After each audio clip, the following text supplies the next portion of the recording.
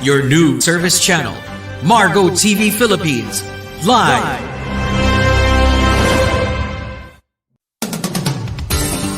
Narito na ang programang kasangga ng sambayanan. Sama ka na, kabayan! Sandigan ng mamamayan para sa kaunlaran. Pupuri sa marangal na serbidor ng bayan. Tutugi sa mga drobo sa pamahalaan. Kasama si Diego Magpantay ng Citizens Crime Watch. Mapapakinggan at mapapanood sa Margo TV Philippines. Sama ka na, kabayan! Sandigan ng mamamayan sa kaunlaran.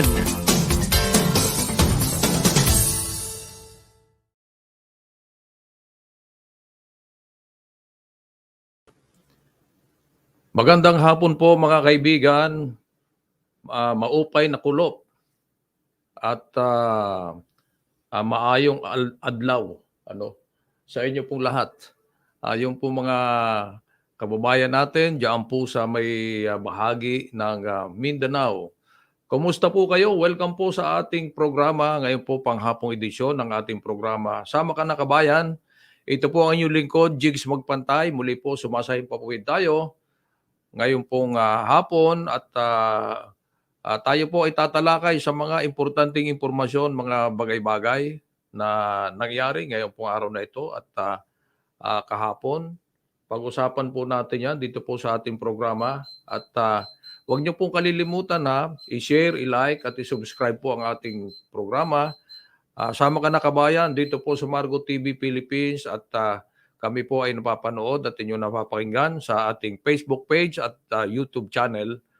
Well, medyo maalinsangan ng konti yung ating hapon pero at least maganda na po ang panahon natin. At kumusta po kayo? Sana po nagmerienda na kayo. Ikaw ba kasamang Chris? Nagmerienda ka na? Marami tayong kape dyan. Bueno, sa ating po mga impormasyon, mga balita, at kaninang umaga sa ating pong morning edition ay nabanggit natin, Attorney Malyari, kung nakikinig ka ngayon, meron na pong bagong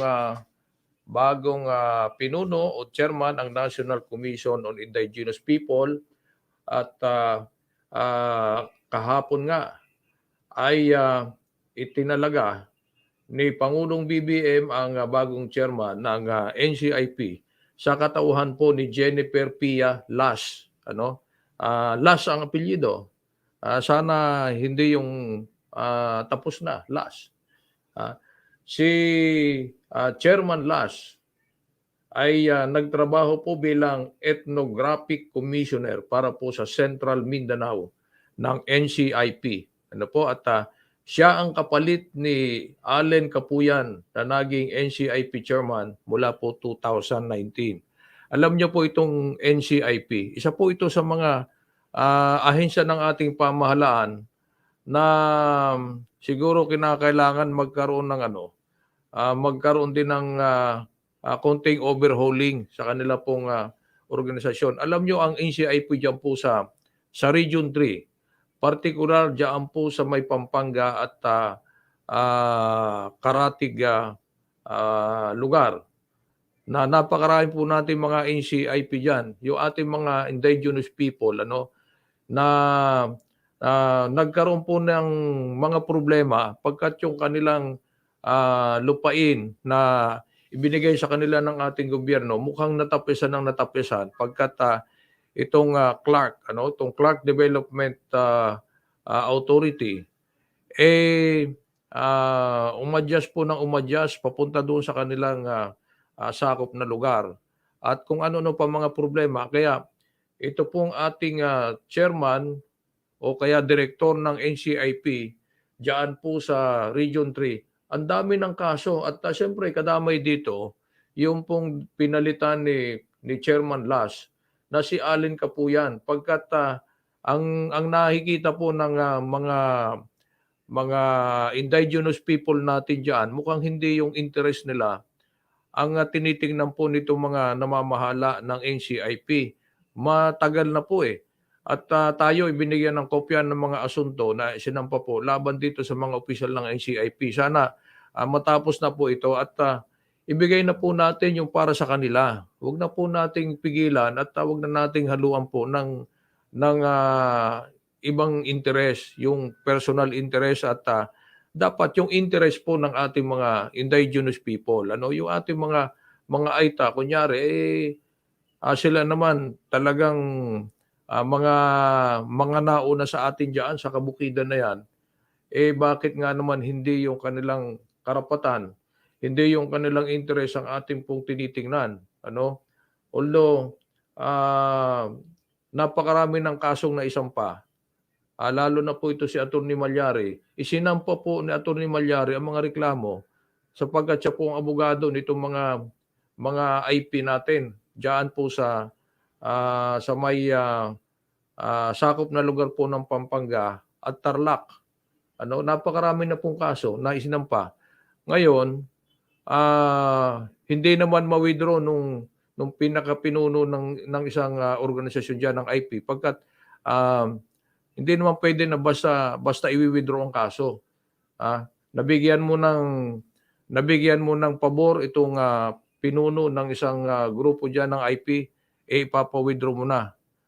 Papaano pala yung mga damage na sinapit na po ng ating mga IP diyan.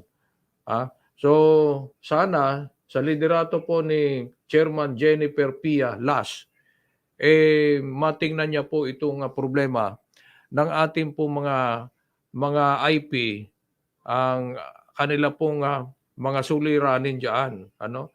Dahil halimbawa ito pong sa CDC, sa Clark Development Corporation, ang mga IP po meron silang nakukuha diyan dapat na buwanan na share kung ano man ang kita o income na nadi-derive sa negosyo na pumapasok diyan sa CDC. Pero mukhang may problema. So, sana tingnan ito ni Chairman Las kung paano niya mariresolba ang problema po ng ating mga indigenous people diyan sa bahagi po ng Pampanga at Tarlac.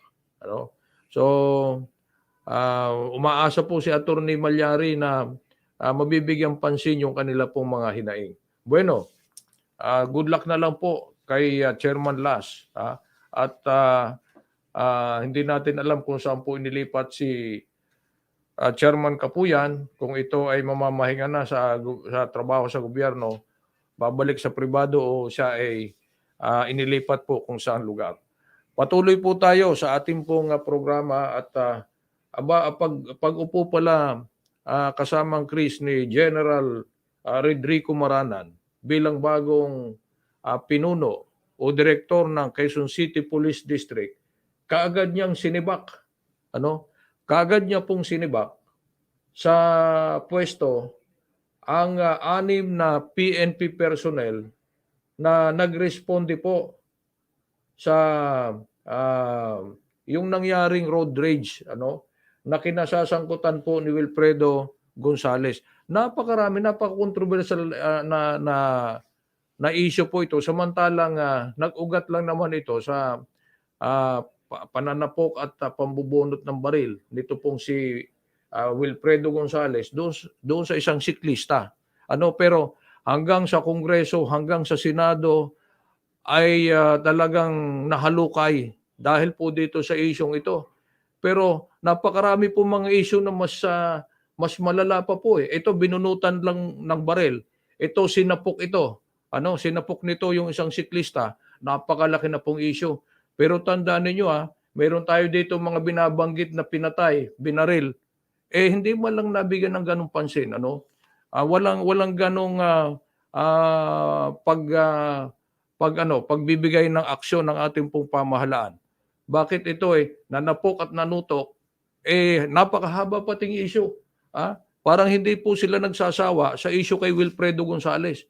Bugbog sarado na po itong mama At tinanggalan ng lisensya ng baril, tinanggalan ng lisensya sa pagmamaneho, tinanggal po sa kanyang kasalukuyang trabaho sa Supreme Court. Ngayon binabawi pa po yung kanyang pensyon o kaya retirement benefit na nakuha niya.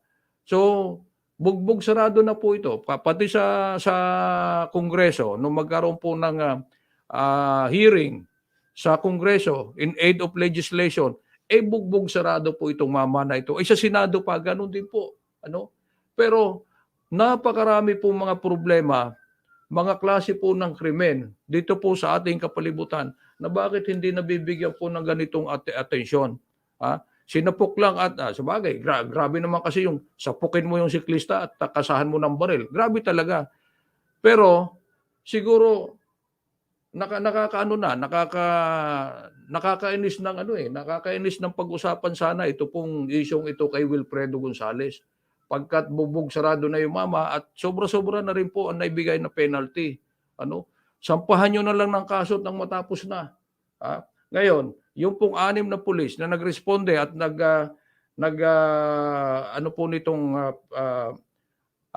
issue na ito, tinanggal na po kahapon. Pag-upo po ni General Maranan bilang QCPD Director. At nag-resign nga po yung director na dati.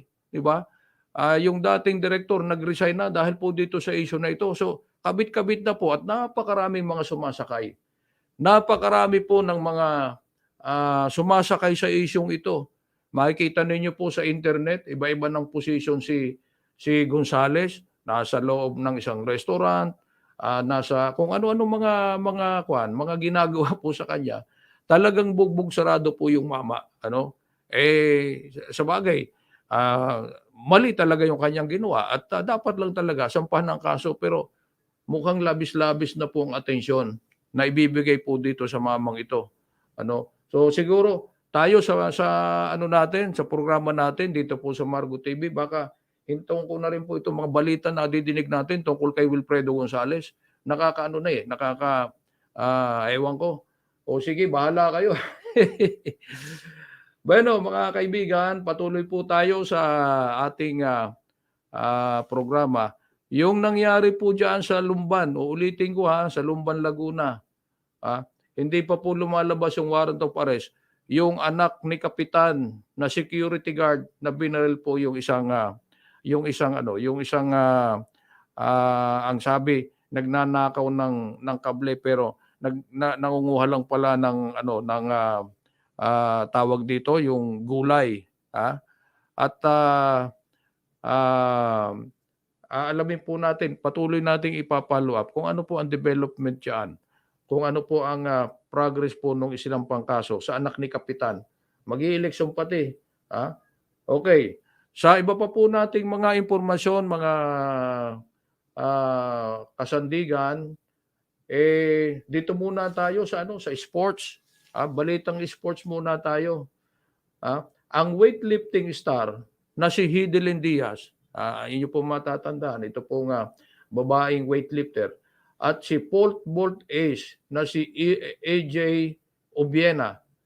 Sila po ang nakabandera sa listahan ng mga manlalarong Pinoy na isinubmit po ng Philippine Olympic Committee o POC para sa ASEAN Games na gaganapin po sa Hangzhou, China ngayong pong buwan ng Setyembre.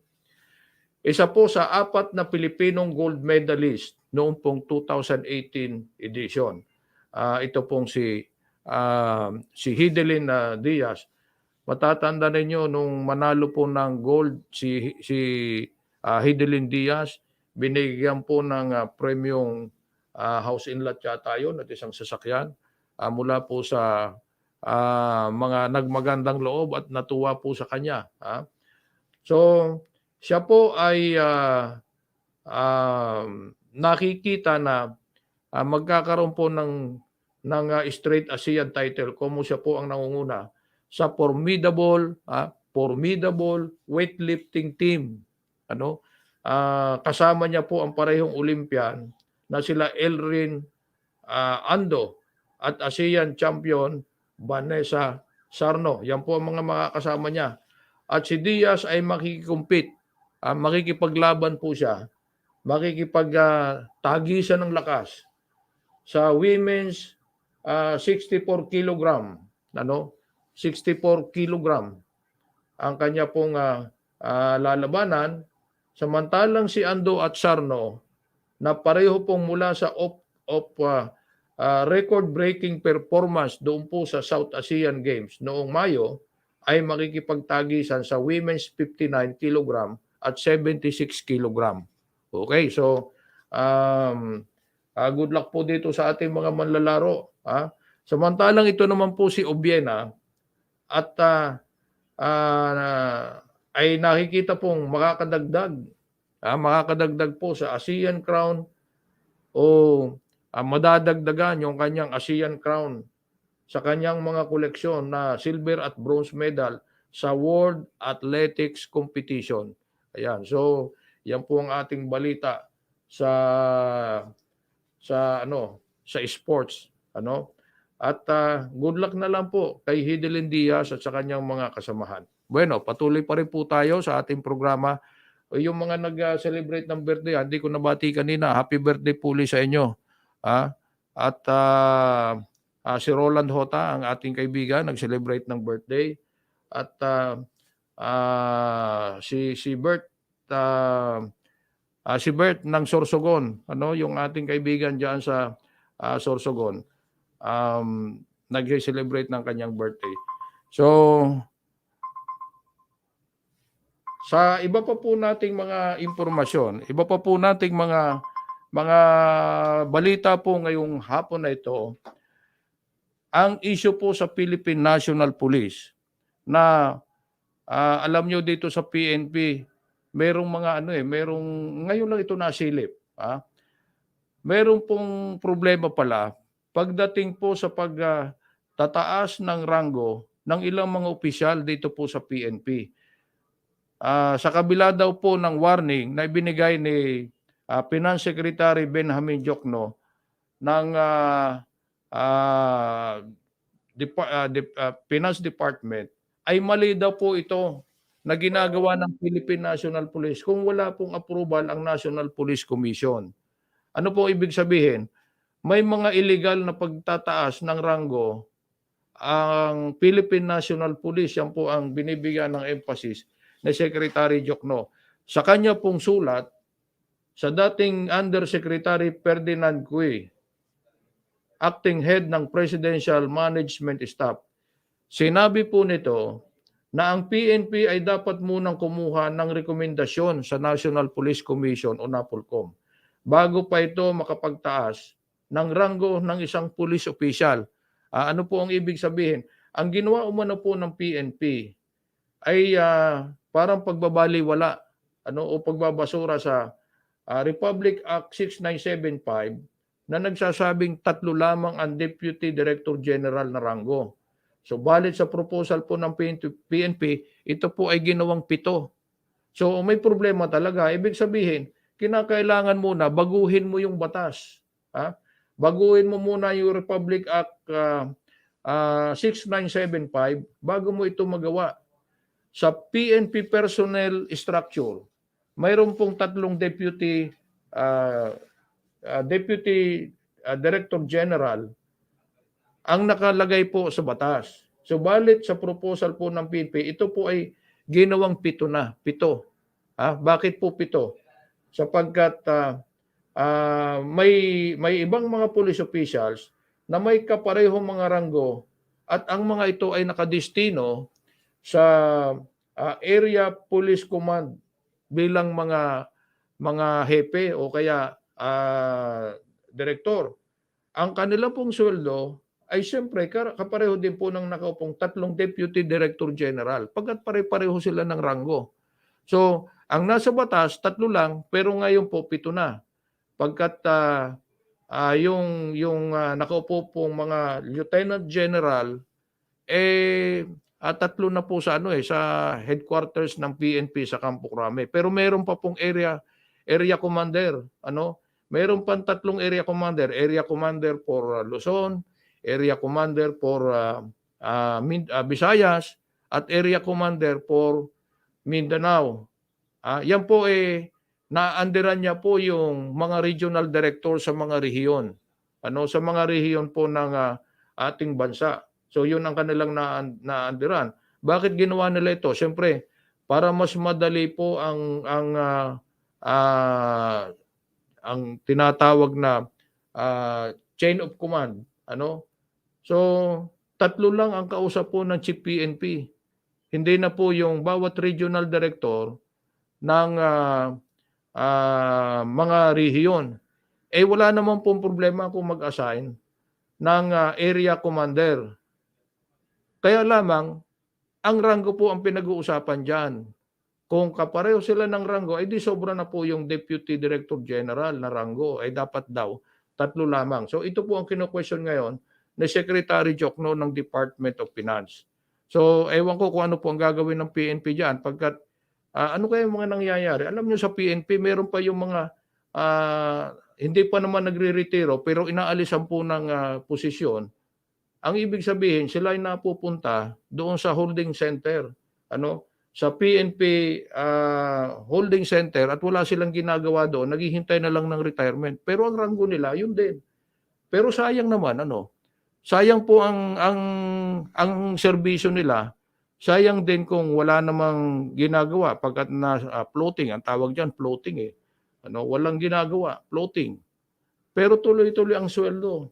Ang lalaki po ng sweldo ng ating mga general.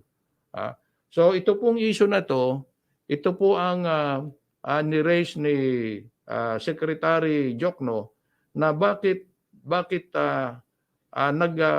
nagtataas ng posisyon o ranggo ang PNP na wala pong approval ng National Police Commission. So may problema.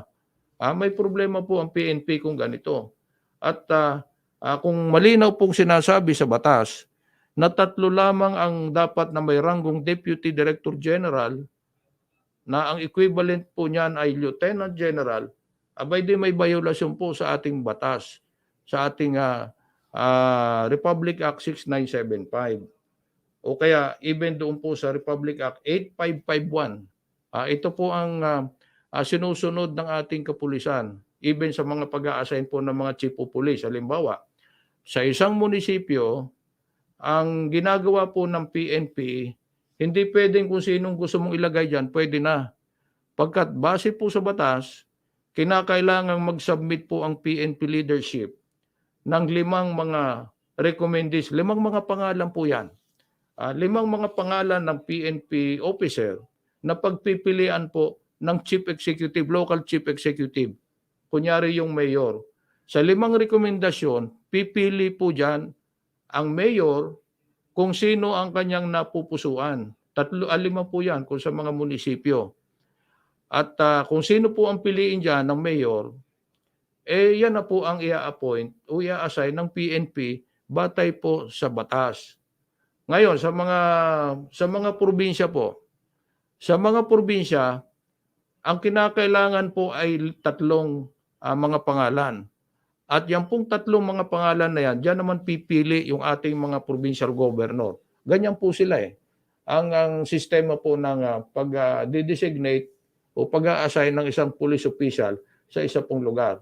So, kung sino po ang gusto nilang maging yung maupo diyan bilang chief of police, kunyari, yan po ang inilalagay nila sa number 1.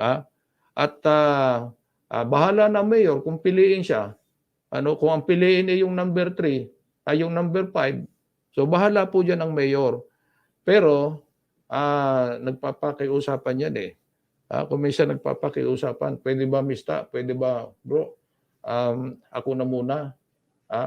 Ang iba naman na gusto rin naman at interesado din siya na maupo bilang chief of police, magpapakita po yan, magkukurtesi call sa mayor, magpapakilala. Mayor, ako po si Lieutenant Chris. Ako po interesado po mag-chief of police sa inyong lugar. At kasama po ako doon sa recommendation na 5. So, ganun po. At pag sinabi ni Mayor, sige Chris, ikaw na ang chief of police.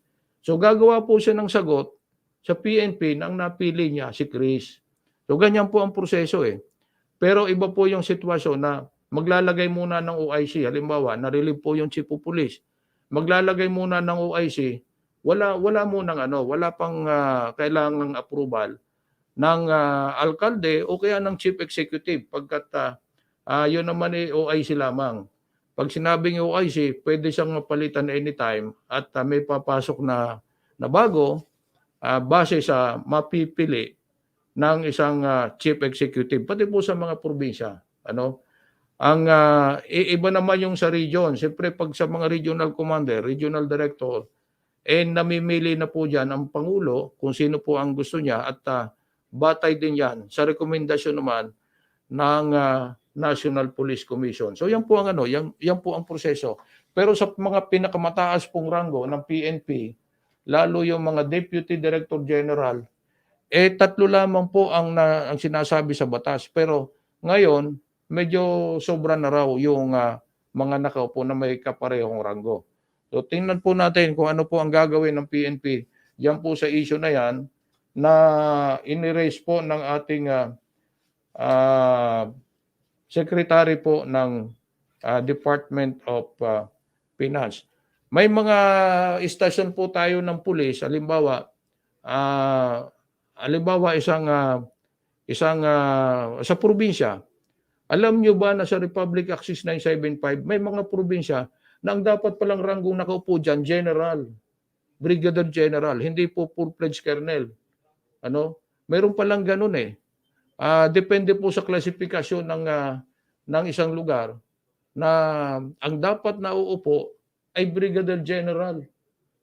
So, parang dito po sa Metro Manila, ang lahat pong district director mula sa Northern Police District, Quezon City Police District, Western Police District, Eastern Police District, lahat mga general po ang nakaupo diyan ng mga direktor, At yung mga istasyon nila, may mga istasyon na hindi pwede yung lieutenant colonel, kinakailangan full-fledged colonel. So ganyan po ang sa PNP. So hindi po natin alam kung ito ay nasusunod, but siguro naman dapat sundin po ng PNP at ito ay ayon sa sinasabi po ng ating batas. Bueno, patuloy po tayo sa ating mga impormasyon, mga balita. O meron pa ba ngayong dumagsa sa mga palengke, DJ? Meron pa ba mga mamimili na dumagsa sa palengke? Palagay ko wala na. Hindi na masyado, hindi na gaano. Wala tayong natanggap ngayon na ganoon pong report ngayong hapon. Pagkat hindi naman po tayo dapat magsabay-sabay sa mga palengke para tuloy tayong nagkakaroon ng yung tawag doon, harass buying. Wag po natin gagawin 'yun para hindi po lalong magkaproblema. Ang ating pong mga mamimili, sa bagay karamihan naman tama lang yung kanilang binibili, hindi naman sila nakakabili ng napakarami, pagkat pinapatama din po nila yung kanilang kinikita sa loob ng isang araw. So, yan po ang sitwasyon. At itong ating mga marino, meron din pala mga problema sa ating mga seafarers. Malaki rin pala ang problema ng ating mga seafarers. Pero alam nyo, although malaki po ang sweldo ng ating mga seafarers, pero delikado po din ang kanilang hanap buhay, yung sila po ay nasa barko. So pag-uusapan po natin yan sa susunod nating pagtalakay dito po sa ating programa, yung mga problema po ng ating mga seafarers. At yung seafarers natin, ng mga Pinoy, ang pinakakalaban pala nila dyan, yung mga pirata, lalo dyan sa may mga lugar na malapit po sa gera. Bueno, ito ang dapat natutukan ng ating OWA, ng ating pong DMW at sana ito pong ating mga seafarers, pero may mga seafarers na may mga iniiwang problema dito sa ating bansa. Yung kanilang mga asawa nagkakaroon ng problema at pagkatapos hindi nila susustentuhan. Kanina meron po tayong kausap na ang kanyang dating asawa, pagkat sila ay naghiwalay na, hindi po sinusunod yung kanilang napag-usapan na sustento sa kanilang anak.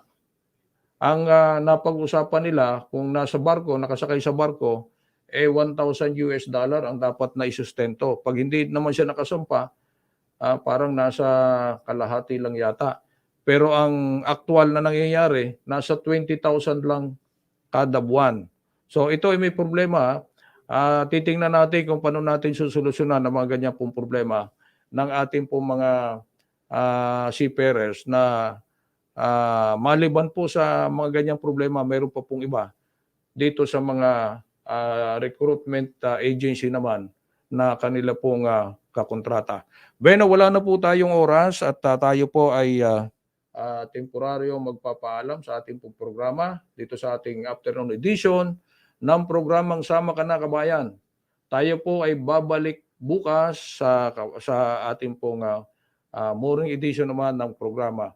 At muli, sa ngalan po ni DJ at ni Chris, ito po ang inyong lingkod, si Jigs Magpantay po lamang, nagpapasalamat sa inyo pong pakikinig at pagantabay. Thank you, bye-bye. Inyong napakinggan at napanood ang programang Sama Ka Na Kabayan. Sandigan ng mamamayan para sa kaunlaran. Hanggang sa muli, dito sa Margo TV Philippines.